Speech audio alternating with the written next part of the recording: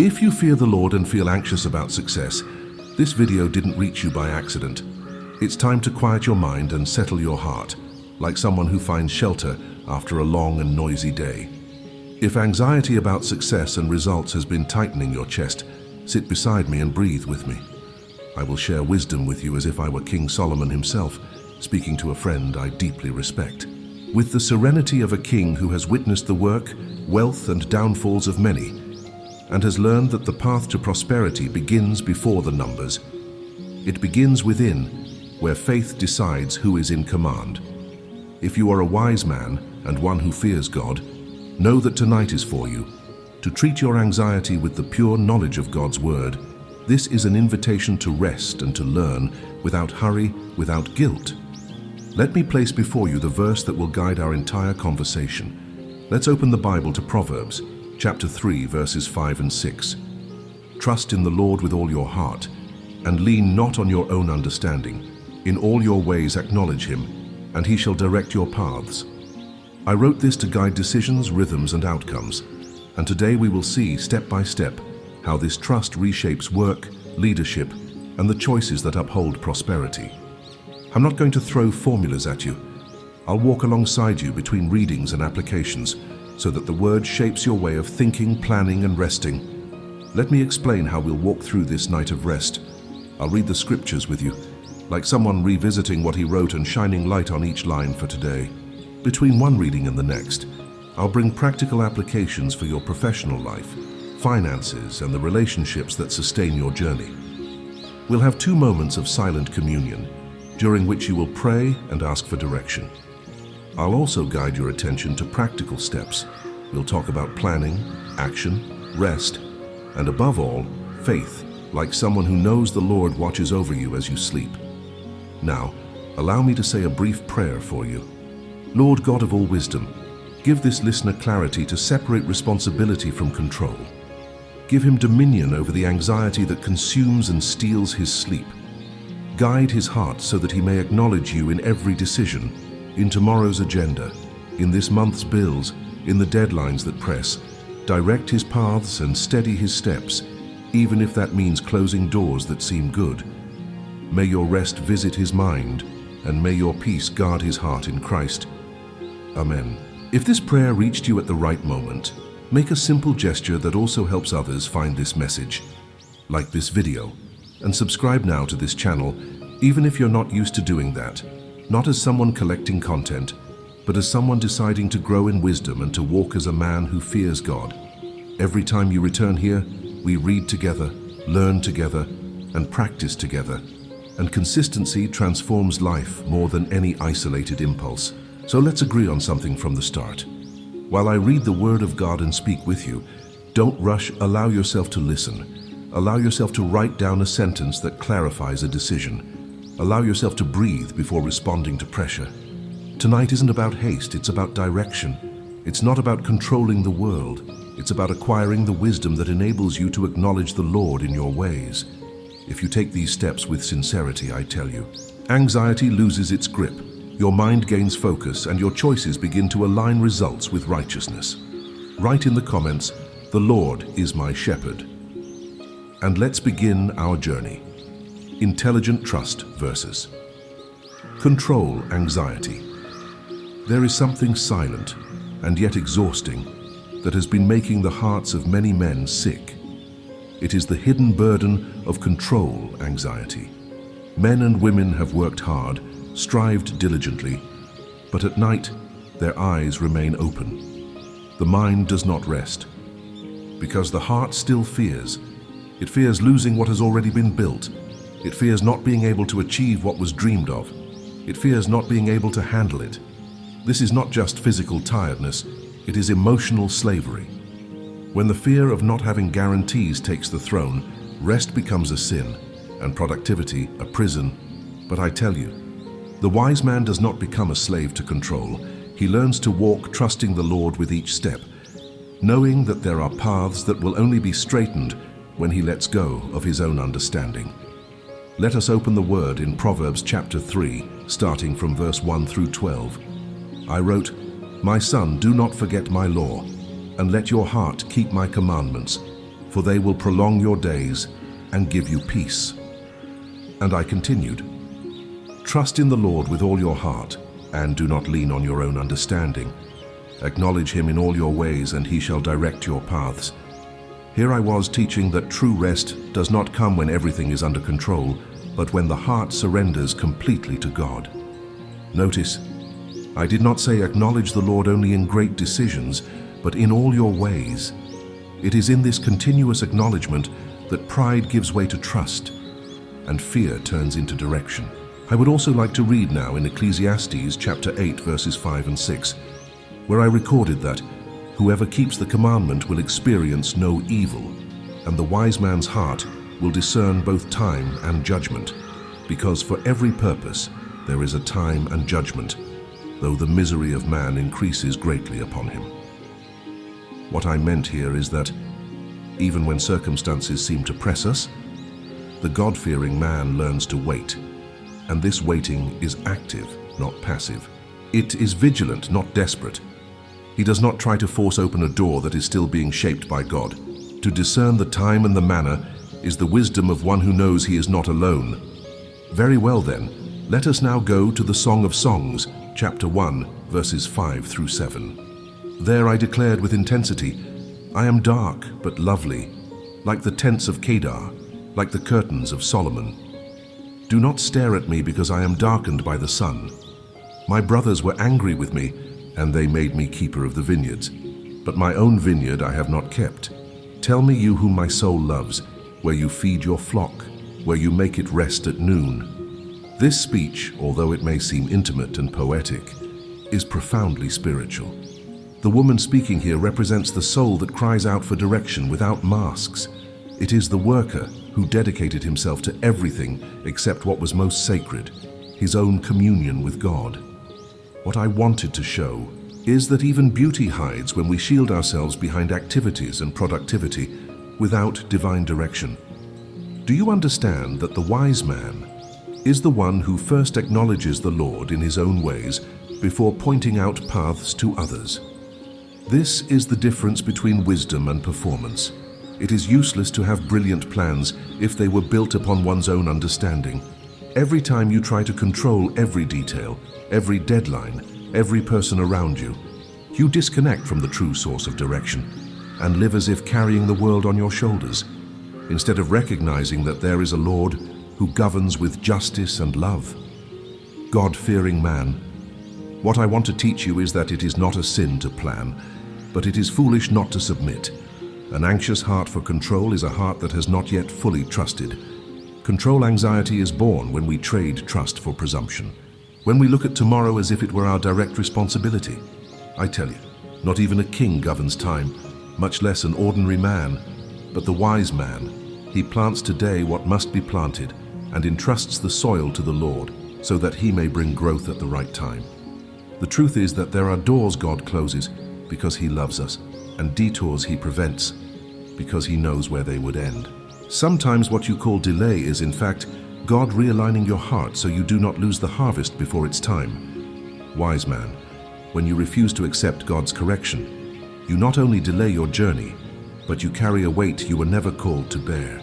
That is why I wrote, "Do not despise, my son, the discipline of the Lord, nor detest his correction. For it is in the Spirit's confrontation that straight paths are born." See, when your mind does not sleep, it is a sign that you are trying to live as if God were not in command. But I affirm to you with authority, the Lord corrects those he loves, and he directs the paths, even if, for that, he has to close contracts, halt projects, end cycles.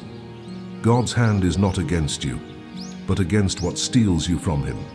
And when you learn to trust the Lord in all your ways, even his silence becomes direction, even closed doors become protection. When a God-fearing man understands that trusting is more than waiting passively, he discovers that there are responsibilities that belong to him, but that do not extend to the uncontrollable. There is a fine line between diligence and obsession, between excellence and tyranny. The wise man knows how to discern that line. He works with commitment, but he does not try to become God of his circumstances. This is the principle of what psychology today calls locus of control. recognizing what is within his reach and what must be surrendered. When you try to control everything, you carry the world on your shoulders, but when you trust, you only carry the part the Lord has entrusted to you. See, it is easy to fall into the trap of believing that if it is not you, nothing will work out. It is tempting to assume every decision, every task, every risk, as if your worth depended on your constant performance. I saw this many times, in the merchant who tried to save his business alone, in the boss who never trusted his assistants, in the father who wanted to secure his children's future without allowing them to grow by faith. The problem, wise man, is not taking responsibility. The problem is believing that your worth comes from the immediate result and not from faithfulness in the process. When you try to control what does not depend on you, fear takes over. You begin to doubt, to distrust everyone, to imagine disasters even before they exist. I tell you, this kind of anxiety is not the fruit of prudence. It is the fruit of unbelief disguised as zeal. The God-fearing man must indeed be zealous, but without idolizing his own effort. He must ask himself, what in fact is in my hands today? And everything that goes beyond that answer, he surrenders, without guilt and without fear. There is something even deeper, and that few perceive. It is the bias of overconfidence. It is when someone believes so much in their own reading of the situation that they no longer listen to anyone, not even the Lord. The Bible shows that many fell this way, thinking they knew the path. While ignoring the contrary signs God had already shown, it is a trap of pride, the kind of presumption that precedes painful falls. But the wise man, he examines himself with humility. He asks God, correct me, if I am trusting more in my plans than in your voice. I tell you, acknowledging the Lord is not a pretty phrase for prayer. It is a way of life. It is bringing your motives to God's light. It is asking him to judge your metrics, to review your deadlines. It is asking not only what am I going to do, but why am I doing this, and in what time does God want this to happen?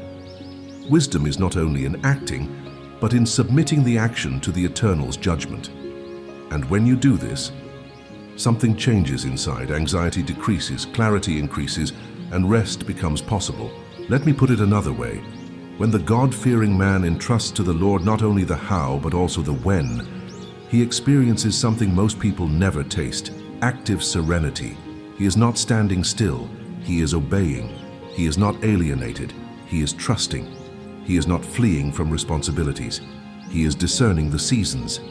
It is this serenity that produces focus, lucidity, emotional firmness. Because the one who walks with God does not need to prove anything to anyone. But that serenity only settles when you stop warring with what does not depend on you. When you do what is yours to do and surrender the rest. I ask you, how many wrong decisions have you made simply out of fear of seeming late? How many times have you closed doors before their time just because you could not bear to wait?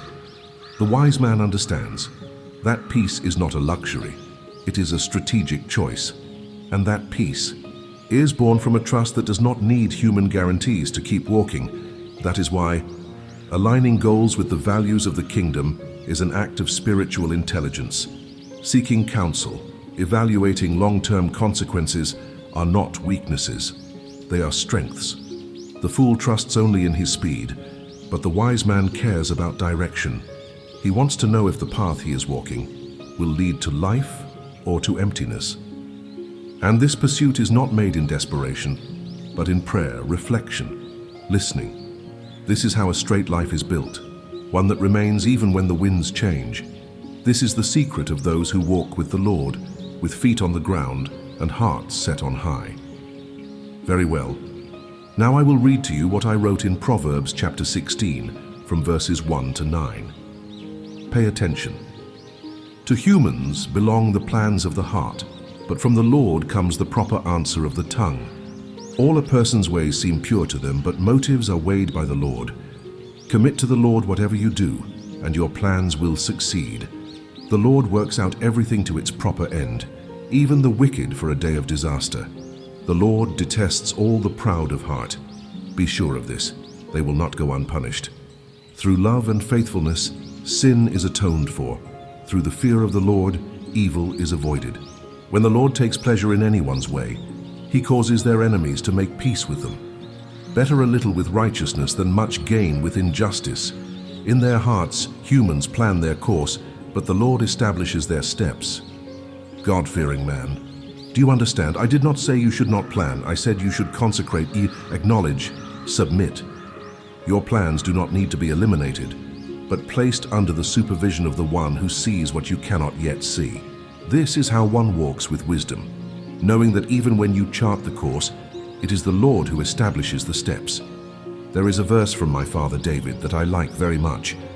It is in Psalm 37, from verses 3 to 7, and I want to read it now to you. Trust in the Lord and do good. Dwell in the land and enjoy safe pasture. Take delight in the Lord, and he will give you the desires of your heart. Commit your way to the Lord. Trust in him, and he will act. He will make your righteous reward shine like the dawn, your vindication like the noonday sun. Be still before the Lord and wait patiently for him. Do not fret when people succeed in their ways, when they carry out their wicked schemes. What my father David is teaching here is simple but profound. Trust and do good, rest, and do not be upset when it seems like others are going faster. This is not passivity, this is kingdom strategy. Because when God straightens the paths, he not only opens doors, he also closes me, and he closes out of love. He knows what will hurt you, what will distract you, what will bring you down. When he says no, it is because he is preparing something better. The wise man does not rush and he waits, and while he waits and he cultivates faithfulness in the present. This is the difference between walking with God and merely walking. This is what I, Solomon, learned over the years, and this is what I want you to experience. The God-fearing man does not seek only good results. He seeks decisions that honor the values he carries in his heart. This is prudence. Not only planning, but aligning each goal with principles. When you define your goals for this month, for this semester, for this season of your life, do you consider your values or just your desires? The biblical prudence I taught is like the foundation of a house. It sustains. A plan may look good on paper, but if it is not grounded in truth, justice, honesty, and love for neighbor, it may collapse in the first storm. Prudence asks, if this succeeds, what kind of man will I become? What kind of impact will I cause? Prudence listens before speaking, observes before acting, and evaluates before deciding. Prudence does not walk alone. It walks hand in hand with counsel. I wrote that in the multitude of counselors there is safety. And this multitude does not need to be large, but it must be wise. Who are the voices you allow to echo within you? Do you only listen to counsel from those who think like you, or are you willing to listen to those who may see what you do not yet see? The wise man surrounds himself with people who know the Lord, who live with integrity, and who have experience in the area you are facing. This is the art of learning without needing to suffer. It is the humility of someone who prefers to be corrected now rather than be lost later. And this decision to seek counsel is a clear demonstration of trust. You show that you do not want to walk alone. But counsel, as valuable as it is, does not eliminate the need for action. The righteous act with serenity. They understand that inner peace is not an enemy of movement, but its ally. I tell you, the wise man does today what is just, and surrenders what is beyond to the Lord. This is active serenity that works without despair, that sows without anxiety, that manages time with responsibility but also with faith. Because resting is not giving up, it is trusting. And trusting is knowing that God is doing what you cannot do, while you do what he has called you to do. This clarity eliminates mental noise, reduces excess, brings focus. The wise man does not live by impulses, he lives by purposes. That peace that leads to balanced action does not arise out of nowhere. It is cultivated by the repetition of obedience in small things. This is diligence. Active serenity is not a feeling. It is a constant choice to trust, even when everything still seems undefined. And this choice, this daily surrender, sustains you as you walk. Because anxiety wants to make you run, and fear wants to make you stop. But faith teaches you to walk. And walking with God is what aligns your productivity with eternity. You work, but you do not exhaust yourself.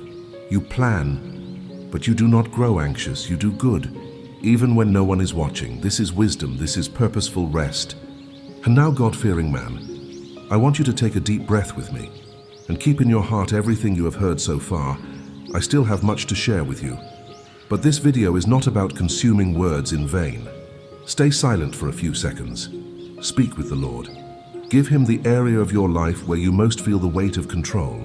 It may be in your finances, in career decisions, or even in relationships. Place this before him now. If you prefer, you can pause this video for a while, and later, if you wish, share in the comments your Christian experience in something we have spoken of so far. You cannot imagine how much a simple testimony can impact the life of another wise brother. Together, we form a community of spiritual journey, of wise men who are God-fearing, planning with sobriety, acting with diligence, learning to delegate. Wise man, there is a silent dilemma that dwells in the hearts of many children of God. It is the fear that by planning too much, they might be unbelieving, and by improvising too much, they might be irresponsible. Listen carefully. The problem has never been the plan, but the pride that tries to make the plan control God. The plan is good when it is laid at the feet of the Lord. And that is what we are going to talk about now. Planning is a practical expression of fear of the Lord when plans are shaped by the will of the Father. Acting with diligence is obedience when the action is born from the conviction that the right time has come. And delegating is emotional wisdom. It is the humility of one who recognizes that he was not born to do everything alone. In this moment of our encounter, I want to help you find that balanced rhythm between preparing with responsibility and trusting without rigidity. And we will do this with another series of counsels that I recorded and that I now read as one who lived them deeply. Let us now open in Proverbs chapter 15, starting at verse 22 and going to verse 33. At that time I said, "Plans fail for lack of counsel, but with many advisers they succeed." Joy comes with the right answer, and how good is a word spoken at the right time. For the wise man the path of life leads upward, that he may turn away from hell below. The Lord tears down the house of the proud, but protects the boundary of the widow. The plans of the wicked are detestable to the Lord, but gracious words are pure in his sight. See, here I wanted you to notice how pride is a silent poison in a man's plans. When you plan without listening, without being corrected, without considering that there may be blind spots, the plan may be full of good intentions, but it will be fragile. That is why I say, humility is the foundation of strategy. And I continued, "Whoever is greedy brings trouble to his household, but the one who hates bribes will live. The heart of the righteous ponders how to answer, but the mouth of the wicked gushes evil." The Lord is far from the wicked, but he hears the prayer of the righteous. What I wanted to emphasize is that before acting, the God-fearing man reflects. He meditates, he weighs, he listens. Because a plan born only from impulse is like a sandcastle before the tide. It collapses easily. Let us now go to Ecclesiastes chapter 3, and we will read from verse 1 to 13.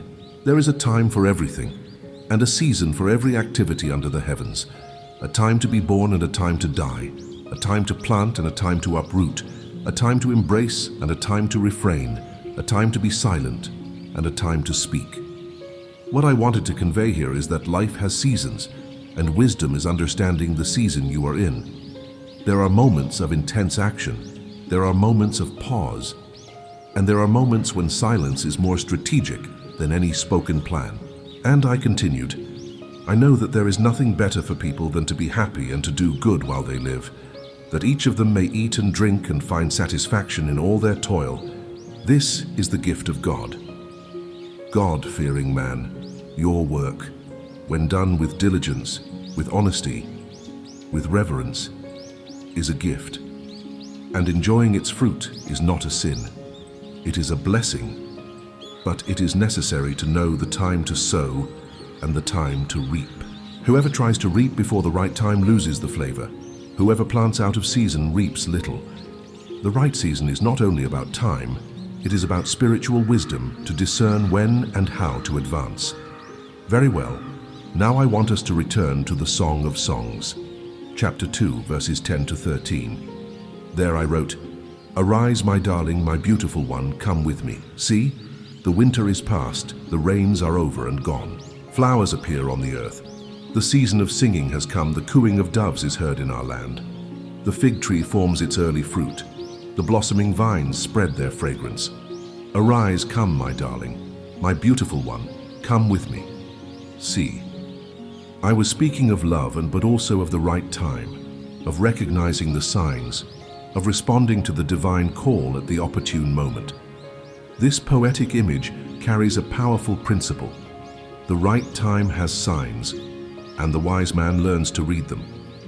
At work, in relationships, in decisions, there are winters that pass and springs that arrive, but only those who are attentive perceive this, who do not live in blind haste, who pause, pray, and observe. Because when anxiety defines your deadlines, you trample on God's plan. But when the fear of the Lord defines the rhythm, every step has purpose and protection. The God-fearing man knows that wisdom is not revealed in the one who shouts the loudest, but in the one who listens most carefully. Planning with sobriety is precisely this, tracing paths without losing sight that the Lord may at any moment adjust the route. It is like an experienced navigator who charts the course with precision, but keeps his eyes on the sky and his hands steady on the helm, because he knows the tide changes and the wind blows where it will. When you allow yourself to be corrected, when you open your plans to the counsel of righteous men who fear the Lord, you protect yourself from the trap of self-sufficiency. It is not about doubting your own ability. It is about recognizing that all true wisdom begins with the fear of the Lord. And this means being ready to change your mind when God reveals a better path.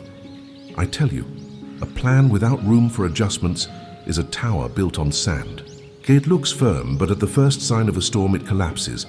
How many leaders, how many businessmen, how many fathers insist on rigid plans because they are afraid of seeming weak by admitting they were wrong? But the wise man, he strengthens himself when he is corrected.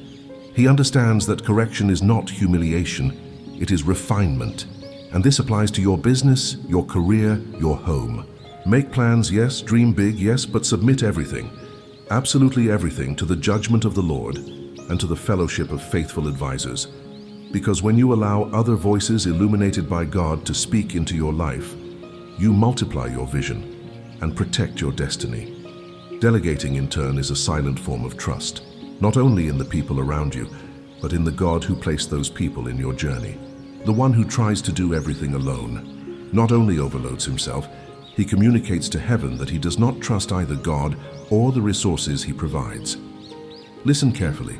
The God-fearing man learns to share the burden. And this is not weakness, it is emotional wisdom.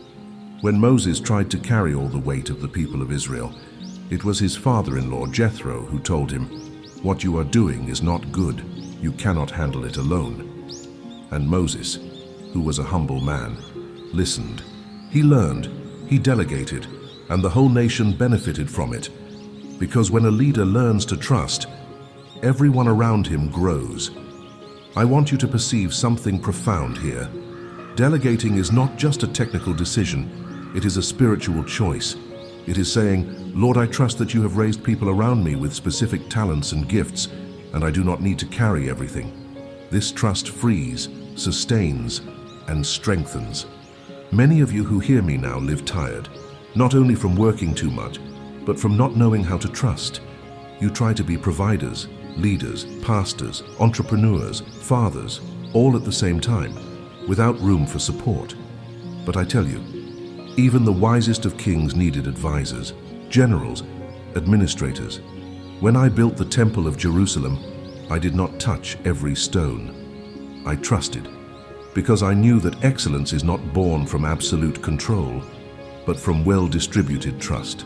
The weight you feel is not always a sign that you have too much to do. Sometimes it is a sign that you refuse to let go of what you should not be holding alone. The wise man learns to distinguish what is his responsibility and what is a task that needs to be shared. And this distinction is essential for anyone who wishes to grow with balance, because the one who refuses to delegate ends up trapped in micromanagement and compromises his own vision.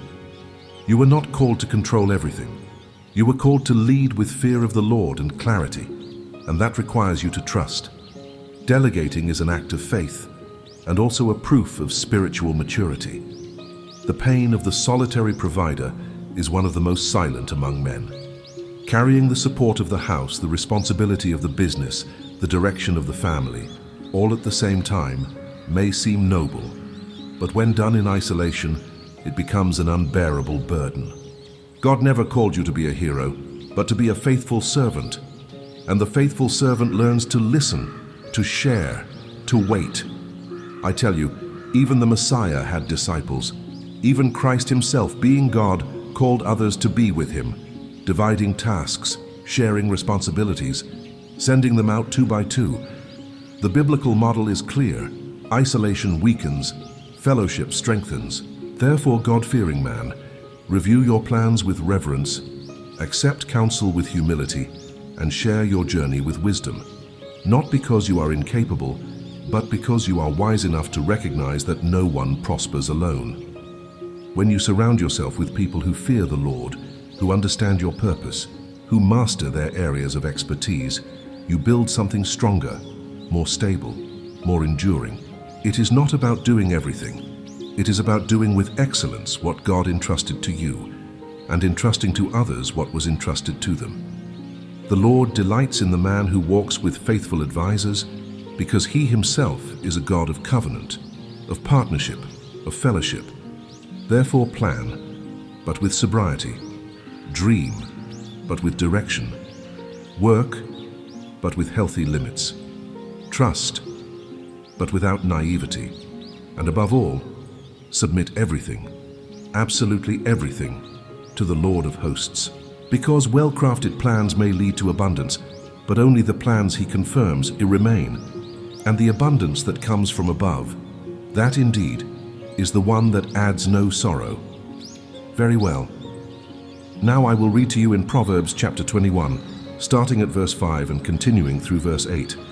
There I said, "The plans of the diligent lead to plenty, but haste leads to poverty. Wealth acquired with lies is a fleeting illusion, and those who seek evil will be lost in their own way. The guilty walk crooked paths, but the righteous walk in integrity." What I wanted to show here is that it is not just about doing, but about doing with consistency, with diligence, with truth. Haste, that anxiety disguised as productivity, corrupts the path of the God-fearing man. But consistency, that is the fertile soil where the Lord plants his promises. What I taught is that integrity is a safe track for the future harvest, and diligence, a compass that guides the righteous in the midst of chaos. I will now jump to the book of Ecclesiastes, chapter 11, verses 1 through 6. Here I taught something that remains a practical truth to this day. Cast your bread upon the waters, and after many days you will find it. Share with 7, even with 8, for you do not know what disaster may come upon the land. If the clouds are full, they will pour rain on the earth. If a tree falls to the south or to the north, in the place where it falls there it will lie. Whoever watches the wind too much and will never sow. Whoever looks too much at the clouds will never reap. As you do not know the path of the wind, nor how the bones are formed in the womb of a pregnant woman, so you do not know the works of God who makes all things. Sow your seed in the morning, and at evening do not let your hand be idle, for you do not know which will prosper, whether this or that, or whether both will be good.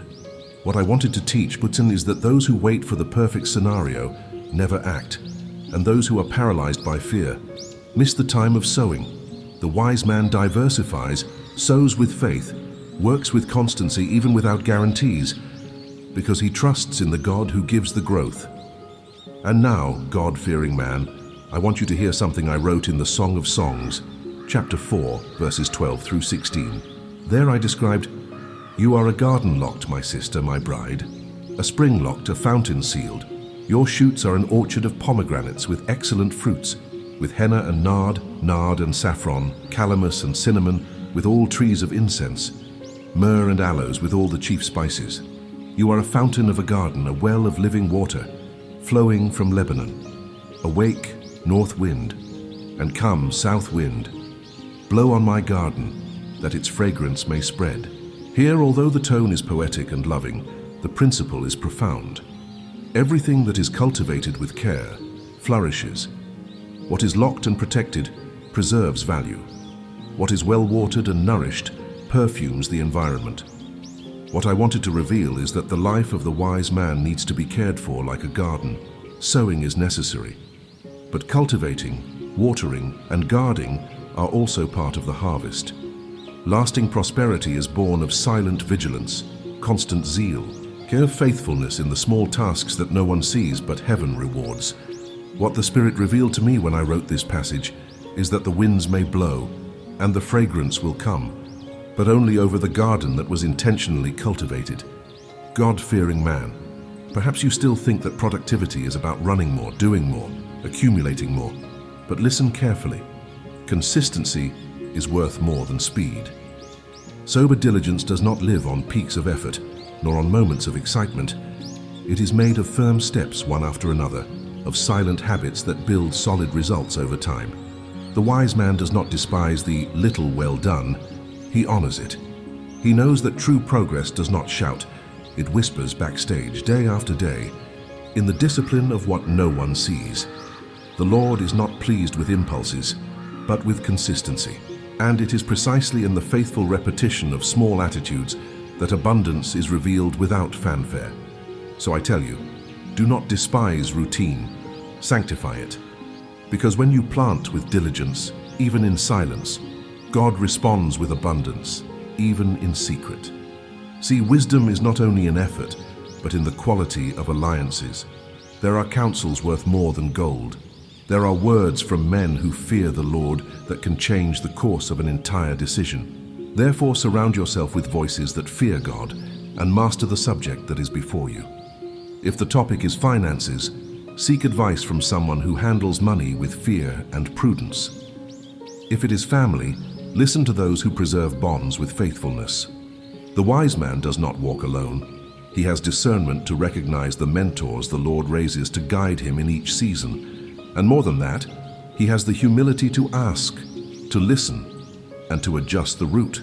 The multitude of counselors is a wall for the righteous, and a foundation that prevents hasty decisions. What I learned and want you to understand is that there is no shame in seeking help. There is wisdom. But it is not about listening to just any advice, wise man. It is about discerning the sources. There are counsels that confuse, others that divert. But those that come from men who walk with God, those illuminate.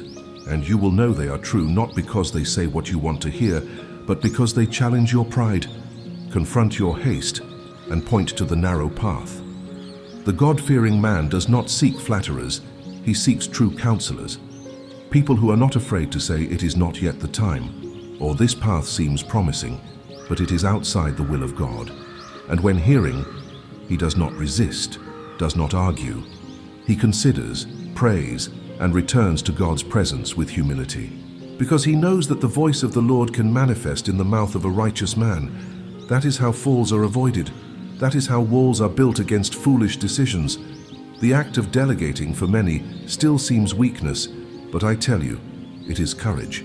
It is a sign of trust in the Lord and of maturity in the face of responsibilities.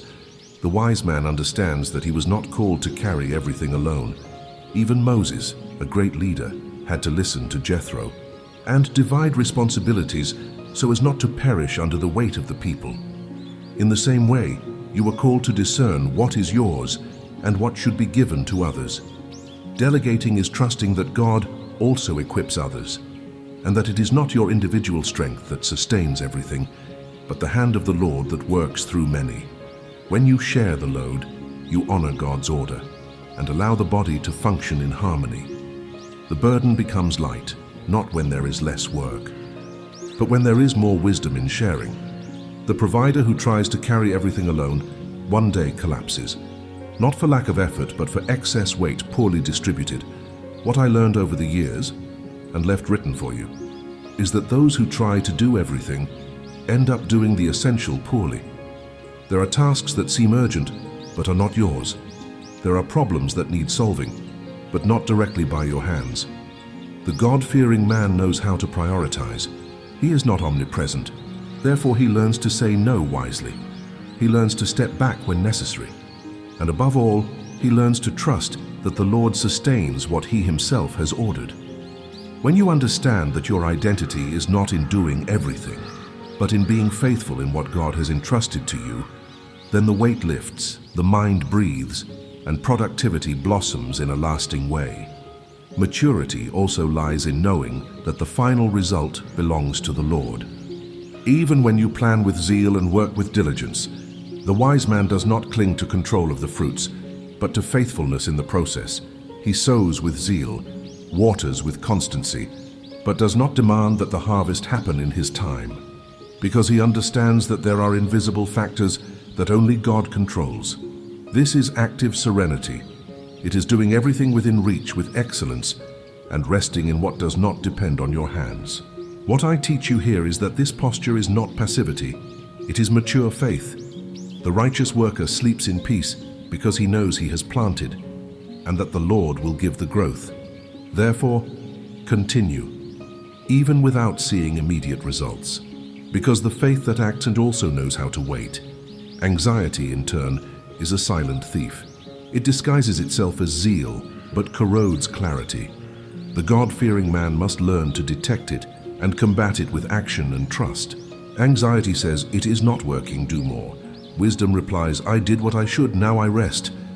The wise heart understands that biblical success is built by those who act with reverence and rest with faith. When you act driven by anxiety, you compromise your own harvest.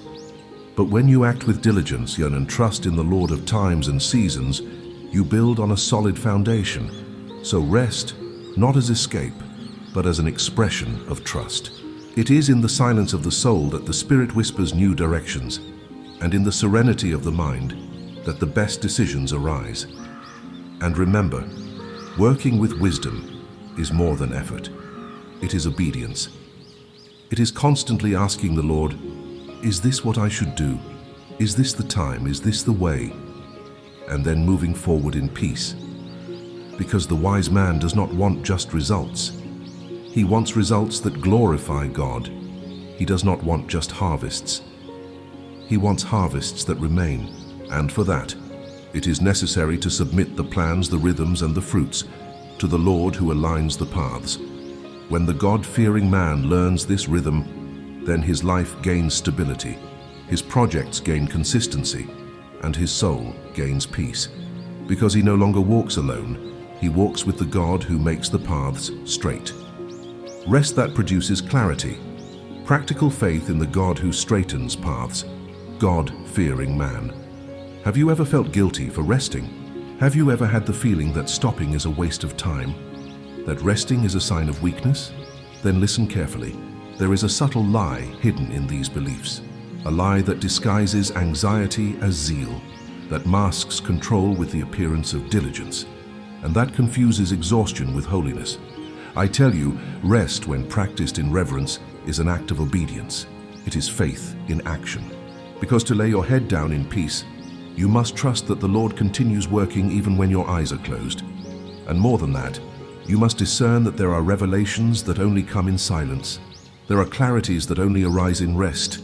And there are decisions that only solidify when the soul quiets before God. You were not created to run without stopping, nor to fight every hour as if everything depended only on your hands. The wise man understands that rest is not the enemy of productivity. It is the fuel of clarity. Sleep, pause, intentional disconnection, all of this renews not only the body, but also the understanding. The mind of the righteous does not clear in agitation, but in stillness. When you understand this, and the weight that consumed you begins to give way, and the rhythm of grace takes the place of the haste of anxiety. That is why I now invite you to open the scriptures with me once again, so that you may understand in a living way how the wisdom of God manifests even in moments of pause.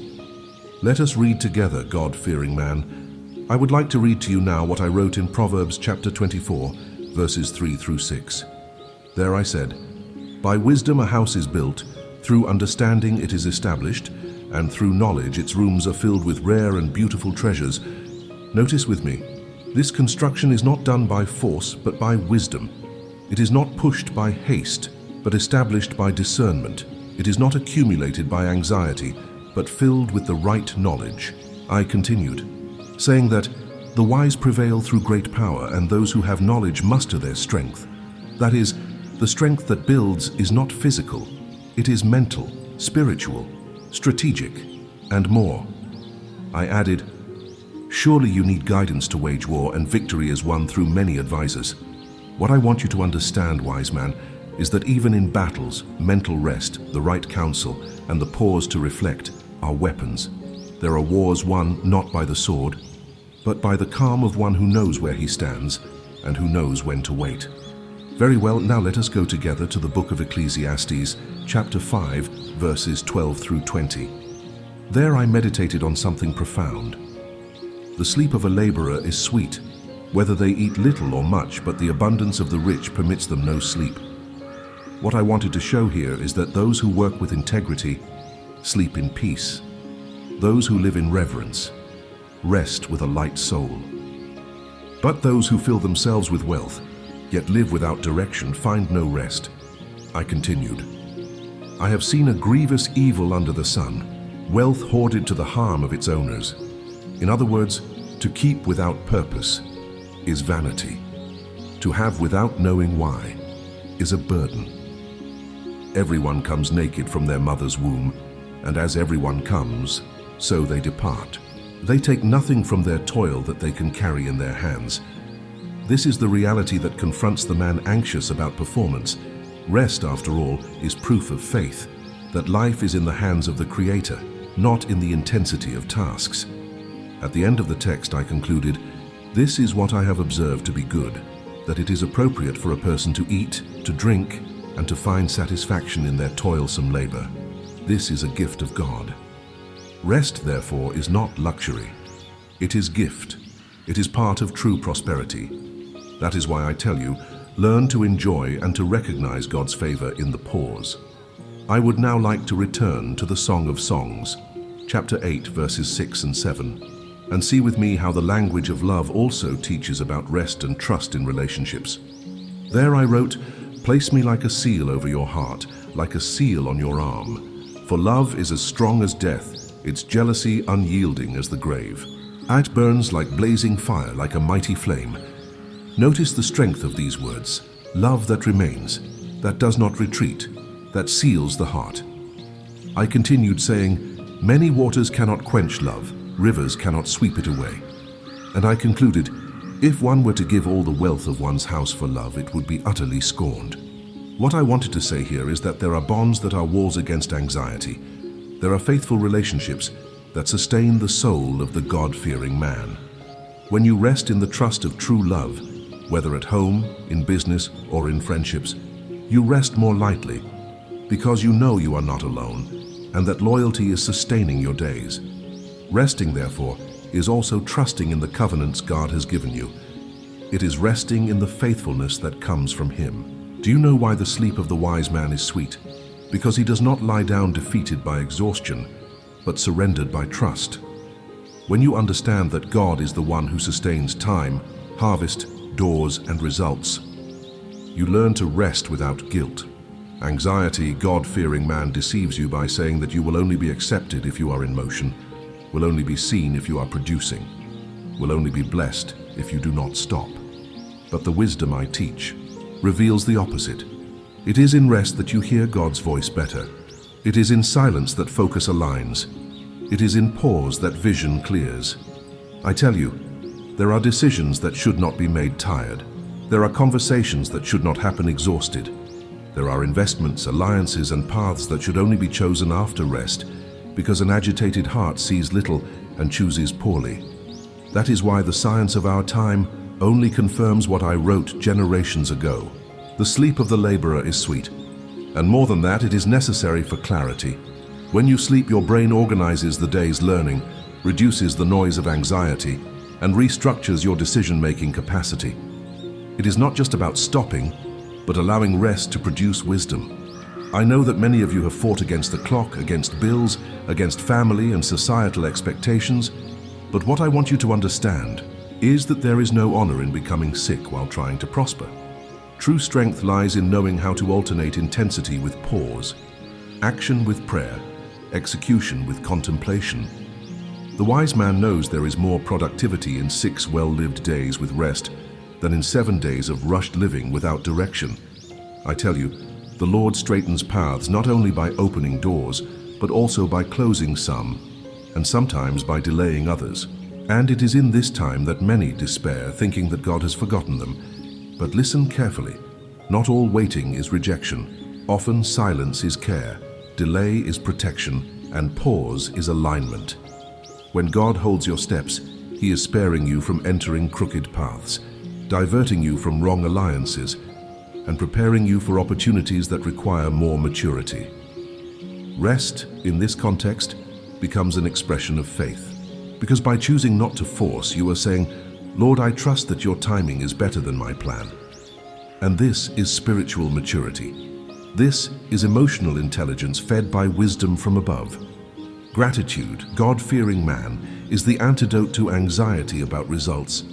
When you learn to give thanks before the harvest, you calm your soul and expand your vision.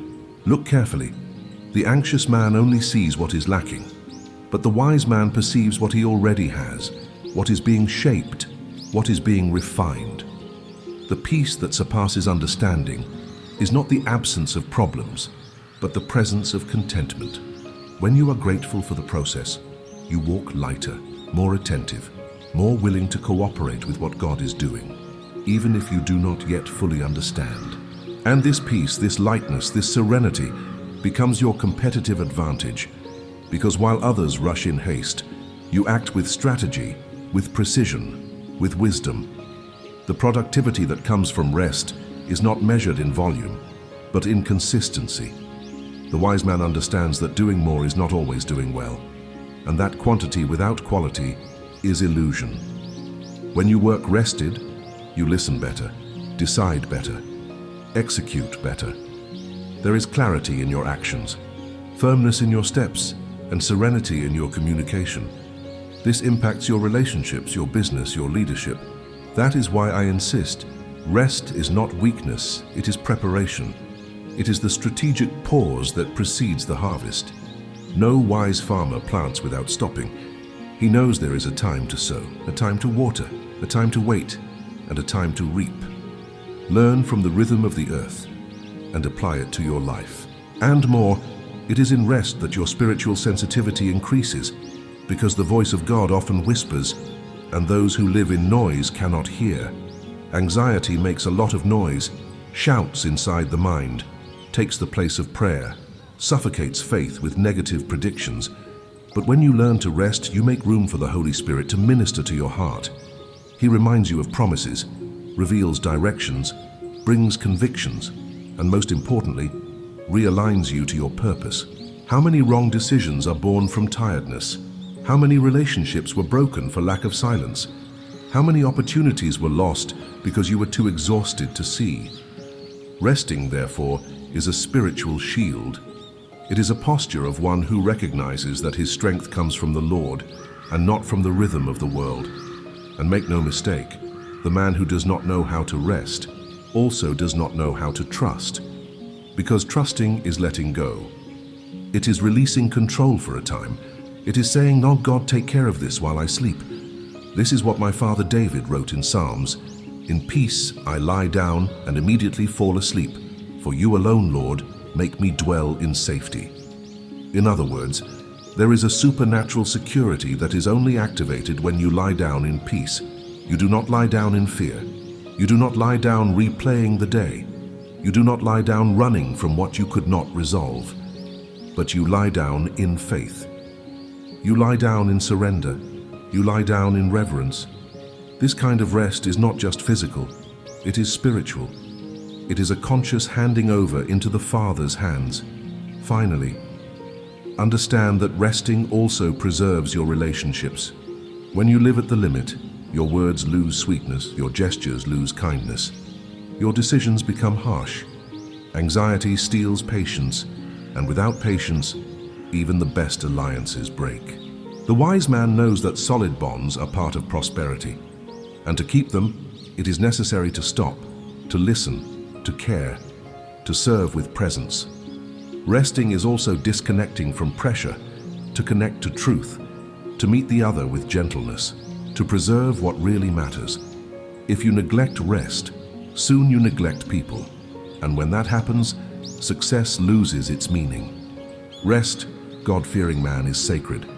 It is strategic, and it is vital, not as escape, but as faithfulness, not as luxury, but as wisdom. So then, now I want to read to you a passage that brings together three powerful truths about counsel, reverence, and rest. Let's open in Proverbs chapter 19, starting from verse 20 through 23. I said there, "Listen to advice and accept instruction, and in the end you will be wise. Many are the plans in a man's heart, but it is the Lord's purpose that prevails. What a man desires is unfailing love. Better to be poor than a liar. The fear of the Lord leads to life. Then one rests content, untouched by trouble. See, I was saying that the wise man is not the one who is always right, but the one who is willing to listen, to learn, to review what is necessary. And that, above all plans, goals, numbers, and strategies, is the purpose of the Lord. And this is what brings you peace to rest, even when everything is still under construction, because you trust not only in the plan, but in who guides the plan." Very well. Now I want you to go back with me a few pages to read Ecclesiastes chapter 7, verses 8 to 14. Here I said, "The end of a matter is better than its beginning, and patience is better than pride. Do not be quickly provoked in your spirit, for anger resides in the lap of fools. Do not say, 'Why were the old days better than these?' For it is not wise to ask such questions. Wisdom, like an inheritance, is a good thing and benefits those who see the sun. Wisdom is a shelter as money is a shelter, but the advantage of knowledge is this, that wisdom preserves the life of its possessor. Consider what God has done. Who can straighten what he has made crooked? When times are good, be happy, but when times are bad, consider. God has made the one as well as the other. Therefore, no one can discover anything about their future."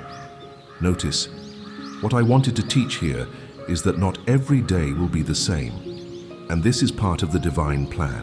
There are days to plant and days to wait, days of celebration and days of silence, but the man who fears the Lord knows that God is still on the throne in all of them, and so he is not quick to anger.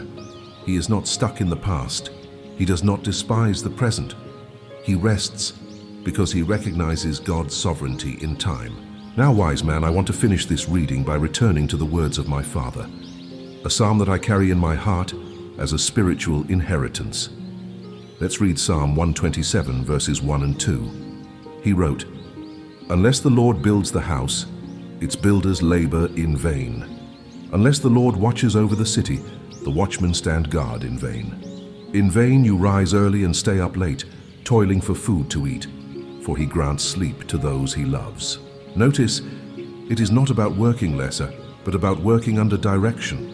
Anxiety makes a man rise early, sleep late, and yet reap little, because human strength cannot sustain what God does not bless. But when you work with diligence and surrender with trust, you sleep in peace and wake up with renewed grace. This verse is a sacred reminder God gives to his own, even while they sleep. That is favor. That is sovereignty.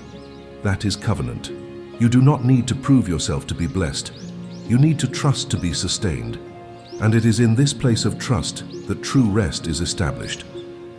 What I want you to understand, God-fearing man, is that rest is not just a physiological benefit, but a spiritual command that strengthens your clarity, your listening, and your discernment. There is a rhythm for the righteous man, a balance between doing and trusting without one canceling out the other.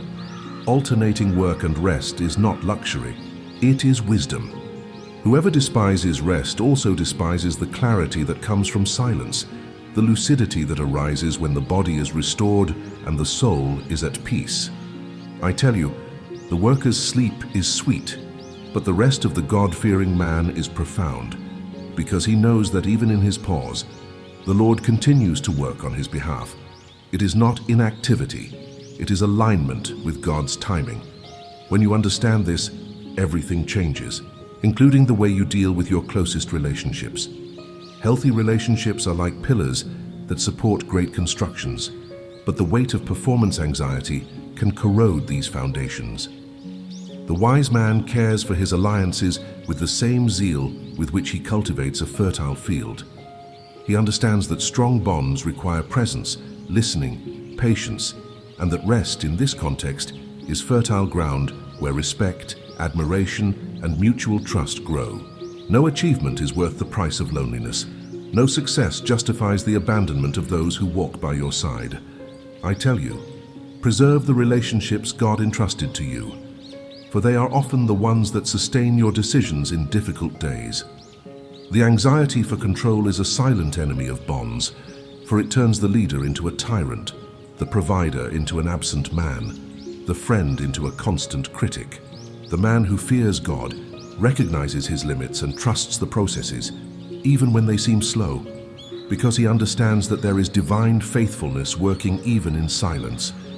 And this trust creates an environment where the other can flourish, where listening replaces imposition, where tenderness coexists with firmness. See, resting is not running away. It is remaining whole, even when the world demands you break into 1,000 tasks. Only those who rest can carry others without losing themselves. It is in this spiritual maturity that discernment is born, the ability to identify the time to stop, to wait, to reevaluate. And this is not passivity, it is wisdom. There are those who confuse rest with stagnation, but nothing is more productive than a mind at peace with God. The wise man consults the Lord before launching into a new journey, and if the time is for pause, he obeys. Because he trusts that there is purpose in silence, growth in waiting, revelation in apparent delay. It is in this space that God whispers directions that would not be heard amid the noise, and shows paths that only appear to those who dare to stop to see them. And finally, wise man, I want you to engrave this deeply. True success is not sustained by constant effort, but by continuous obedience. It is better to walk in God's rhythm than to run in the world's anxiety. Because what is born of fear must be sustained by fear.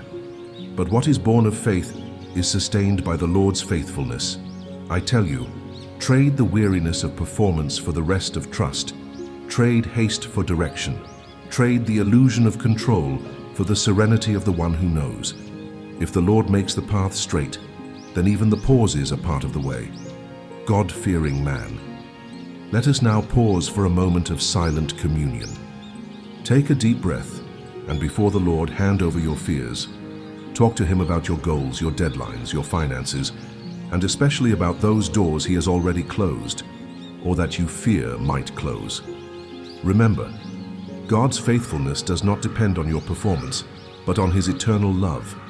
Take advantage of this brief but profound moment to draw near to the Lord. If you made it this far, write in the comments, "My faith in God overcomes my fears." I will immediately know your level of commitment and will recognize you. Here, together, we form a silent brotherhood, a community of wise men and reverent women who rest in the certainty that God hears, answers, and aligns every step. The alliance between trust, direction, and peace. My final counsel to you, wise man, is to never forget what I wrote in Proverbs chapter 3, verses 5 and 6. Trust in the Lord with all your heart, and lean not on your own understanding. In all your ways acknowledge him, and he will make your paths straight. Do not just believe these words, experience living them. They are not philosophy, they are life. They are not metaphors.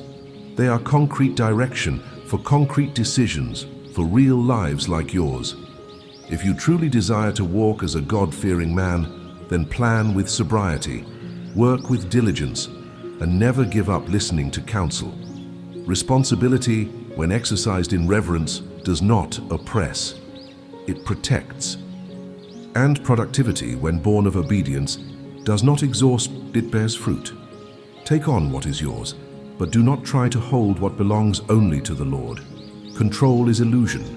Wisdom is submission. Remember that there are seasons for everything. The book of Ecclesiastes has already taught us this. There is a time to plant, a time to harvest, a time to wait. Do not fight against time. Walk with it.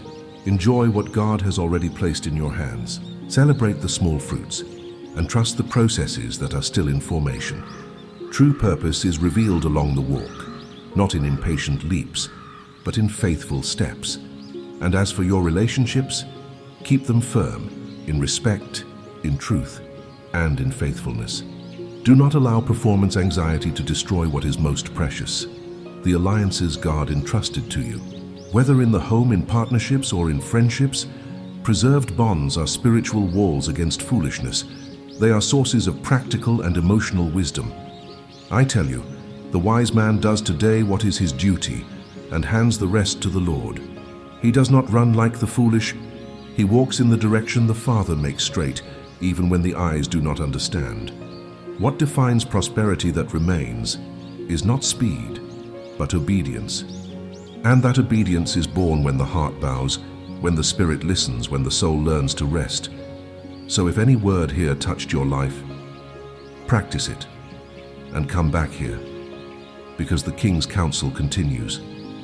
There is more to learn, more to align, more to grow.